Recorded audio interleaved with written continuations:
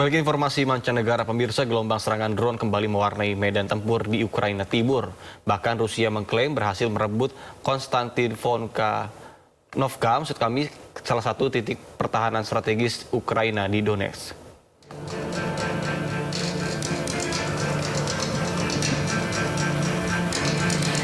Rekaman yang dirilis Kementerian Pertahanan Rusia memperlihatkan operator drone FPV saat menjalankan operasi tempur dalam perebutan Konstantinovka di wilayah Donetsk. Dalam video tersebut, sejumlah drone terlihat meluncur menuju sasaran kemudian menghantam posisi yang diklaim sebagai pertahanan pasukan Ukraina. Sebuah kendaraan tempur infanteri juga tampak menjadi target serangan dari udara.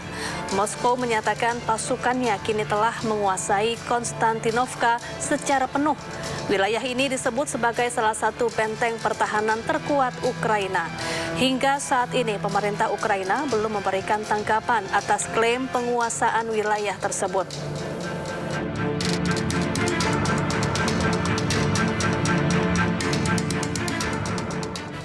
Terima kasih Anda masih bersama kami di Sindo Today. Pemirsa, polisi menangkap terduga pelaku penyerangan polisi di Kabupaten Katingan, Kalimantan Tengah yang menyebabkan Aibda Yudi Perdana Putra gugur saat penggerebekan narkoba. Tersangka dan istrinya ditangkap saat bersembunyi di sungai.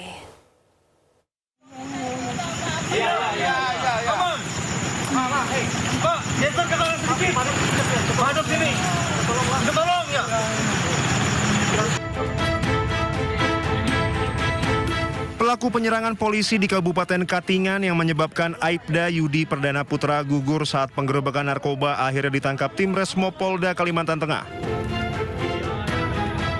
Pelaku berinisial A ditangkap saat bersembunyi di sebuah perahu bersama istrinya di aliran Sungai Katingan.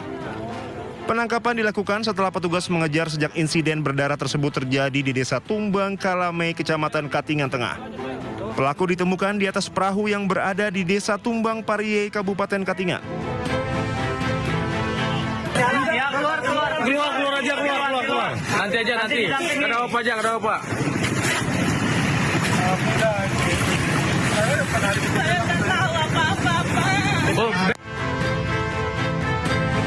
Proses penangkapan berlangsung dramatis karena pelaku sempat berusaha menghindar. Petugas kemudian mendekat secara perlahan mengantisipasi kemungkinan perlawanan hingga akhirnya mengamankannya. Mengamankan satu orang diduga pelaku.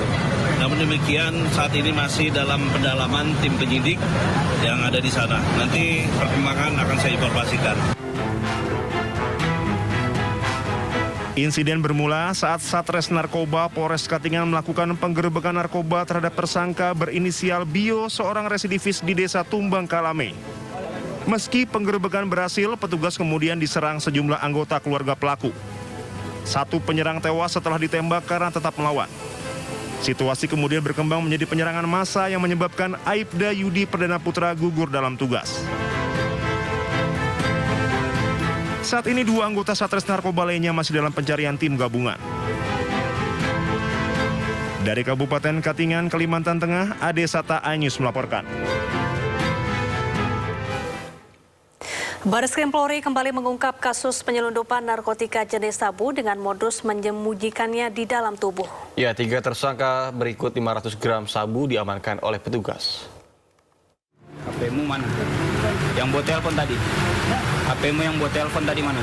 2 tersangka penyelundupan narkotika Musa dan Guntur ditangkap tim gabungan di Tipit Narkoba Bareskrim Polri di Terminal Kedatangan Bandara Soekarno-Hatta, Tangerang, Banten. Kedua tersangka menyelundupkan sabu dengan modus ditelan ke dalam perut. Petugas membawa kedua tersangka ke rumah sakit terdekat untuk menjalani pemeriksaan ronsen. Di dalam tubuh tersangka ditemukan 8 kapsul sabu dengan berat total 500 gram. Pengakuan tersangka, sabu itu berasal dari Pekanbaru dan hendak dibawa menuju Sumbawa, Nusa Tenggara Barat. Hasil pengembangan kasus, petugas menangkap Isnaini di Sumbawa Barat, Nusa Tenggara Barat yang berperan sebagai penerima sekaligus pengedar sabu di wilayah tersebut. Dari Jakarta, Helmi Sajangbati, iNews melaporkan. Informasi lainnya pemirsa, setelah berhasil evakuasi jenazah Kapten Nicholas Francis Gosselin pilot PT AMA disemayamkan. Penghormatan terakhir digelar di hanggar PT AMA di Sentani, Jayapura sebelum diterbangkan ke Jakarta.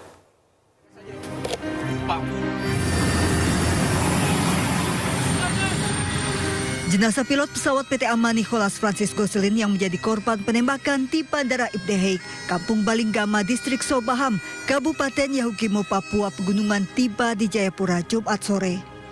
Jenazah disemayamkan dan dilakukan ibadah penguatan di hanggar AMA sebelum diterbangkan ke Jakarta. Prosesi diawali dengan penghormatan militer, dilanjutkan penandatanganan berita acara penyerahan jenazah. Usai disemayamkan, jenazah diterbangkan ke Jakarta untuk diserahkan ke keluarga melalui pemerintah Indonesia dan pemerintah Amerika Serikat. Direktur PT AMA memastikan tidak pernah mengangkut barang militer, bahkan saat evakuasi jenazah pilot, satu ikat telur terlihat di lokasi. Di manifest, tidak pernah kami membawa barang-barang militer. Itu sangat jelas seperti apa yang disampaikan oleh Bapak Uskup. Karena sesuai dengan SOP AMA, dan juga operation manual. Tidak sama sekali. Kami coba ada di sini untuk tetap melayani secara netralitas. Seperti apa yang disampaikan oleh Bapak Uskup. Tidak memihak kepada siapapun. Karena kami melayani sampai ke pelosok-pelosok yang pesawat-pesawat komersil lain tidak masuk ke tempat itu. Sementara itu hasil visum Kapten Nicholas ditemukan sejumlah luka tembak. Luka terbuka yang ditemukan pada pipi kiri dapat sesuai dengan luka tembak masuk tempel dengan posisi moncong senjata tegak lurus dengan permukaan kulit. Pangkogap Wilhan III juga menyampaikan apresiasi kepada seluruh pihak yang terlibat dalam pengamanan lokasi, evakuasi taktis, hingga proses penyerahan jenazah.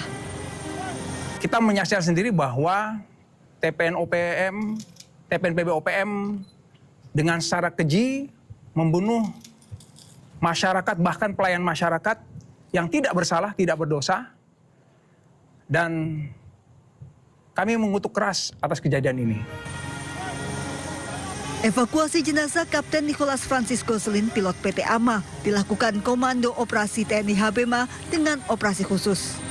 Kapten Nicholas menjadi korban penyerangan dan penembakan kelompok separatis KKB di Kabupaten Yahukimo, Papua Pegunungan.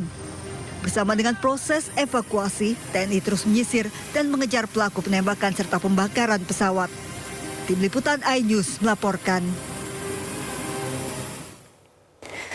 Ya, sebelumnya jenazah pilot AMA Air Nicholas F. Gosselin yang tewas dalam insiden penembakan dan pembakaran pesawat di Yahukimo, Papua Pegunungan dievakuasi oleh petugas gabungan dari TNI Polri. Ya, selain menguasai kembali bandara, aparat juga memburu pelaku penembakan serta pembakaran pesawat AMA Air.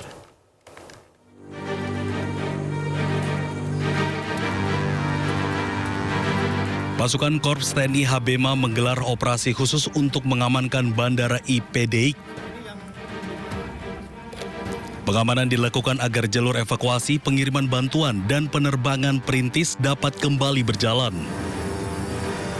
Dalam operasi ini, TNI mengerahkan personil dengan dukungan 2 helikopter Karakol.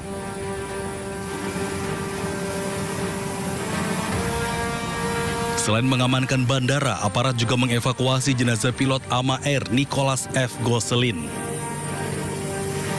Jenazah kemudian diterbangkan ke Timika dan selanjutnya dijadwalkan dibawa ke Jakarta.